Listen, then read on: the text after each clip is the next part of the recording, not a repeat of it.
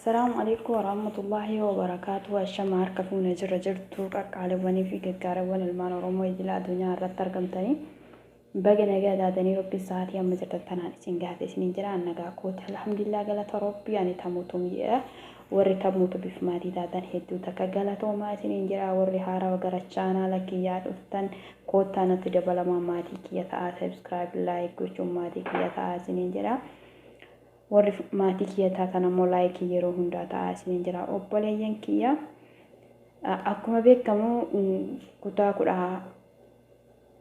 14ffaa keessatti oduu durii ilaallee turre jechuudha. Qocaa fi shimbirroota har'as oduu durii wajji ilaalla jechuudha. Innis maali yoo jettan waraabessaa fi sangoota sadii waliin ilaalla. Turtiin keessan nafaan haa ta'u isiniin jedha. Asumaan suduudhaan gara odichaatitti darbina. Waraabessaa fi sangoota sadii. Sangoota sadii fi waraabessa tokkotu jira ture. Sangoonni sunniin gamtaadhaan jiraatu turan. Sangoonni bifa sadii qabu turan. Bifti isaanii tokkoon gurraacha, tokko diimaadha, tokko adii turan. Yeroo waliin jiraatan diina isaanii gamtaadhaan ofirraa eegaa jiraatu. Guyyaa tokko waraabessi sangaa diimaatti fi isa gurraachatti dhufee sangaa isa adii kana yoo ofirraa adda baaftan malee diinni fagootti isin argee isin nyaata isinitti dhufee danda'a jedhee dogongorse. Yeroo kana sangoonni kun dhuguma itti fakkaatee sangaa adii san ofirraa ari'anii waraabessichis qobaatti argatee nyaate. Guyyaa biroos sangaa isa gurraacha ofitti waamee sangaa diimaa kana irraa adda baatu malee si nyaachisa jedheen. Yeroo kana dhuguma itti fakkaatee addaan bahan. Waraabessichis adda baafatee isaan nyaatee fixee jedhama.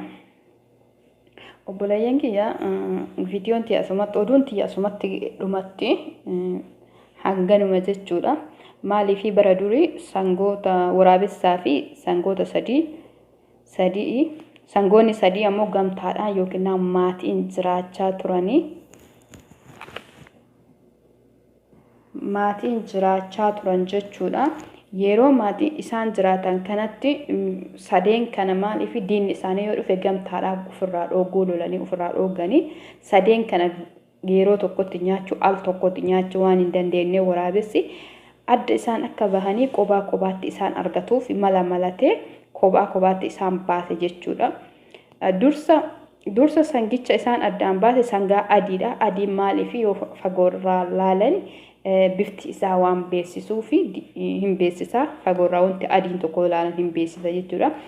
San sababeeffachuun obboleeyyan isaa ka gamtaa wajjin jiraatu irraa adda baasee isa nyaate.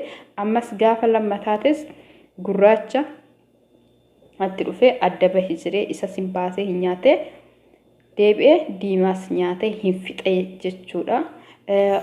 Obboleeyyan kiyya asirraa wanti hubannu namni tokko wanta san fakkeenyaaf yookiin hiriyyaa keenya yookiin waa wajjin jiraannu tokko hammeenya nama sanii yookiin badaa nama sanii yoo namni nutti hime fudhachuu hin qabaannu. Maaliif yoo ofii keenya hammeenya nama sanii irratti argine hammeenyi nama sanii badaa yoo ta'e yookiin karaan itti namni sun nama oofu dogongora yoo ta'e karaa namaaf hin taane yoo ta'e karaa Rabbi irraalee nama fageessuu fi waa irraalee nama fageessuu ta'e akkasi beeknee irraa gargar bahuudha malee jettee nama yookiin oduu namaatii fi nama jaalannu tokko irraas ta'e waan tokko irraa gargar bahuu hin qabaannu dura ofii keenyaan mirkaneeffannee jechuudha. Namni sun hiriyyaan keenya sun yookiin maatiis haa ta'u hiriyyaas haa ta'u badaadha jennee badaatti fudhachuu hin qabaannu.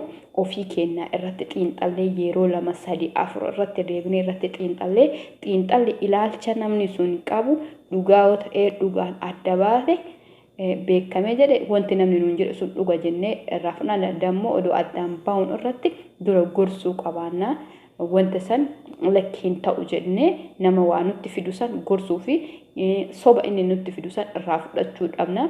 Maaliif yoo waa tokko irraa fudhachuu baannee dhiifne hiriyaata keenya saniinis walollee gargar irraa baana deebi'ee rakkoo biraatiifis nu saaxila.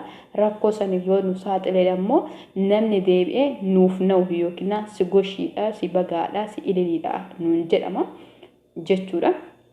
Kanaafuu dursinee waan namni namaan jedhe xiyyeeffannaa itti ilaallee namni kun maaf naan jedhee namni kun nama kun waan san qabamuu hin qabu jennee addaan baafachuu qabaanna jechuudha. Waan namni nuun jedhee fi waa balleessuu hin qabnu isiniin jedha. Ijaaruu qabaanna malee diiguu hin qabnu.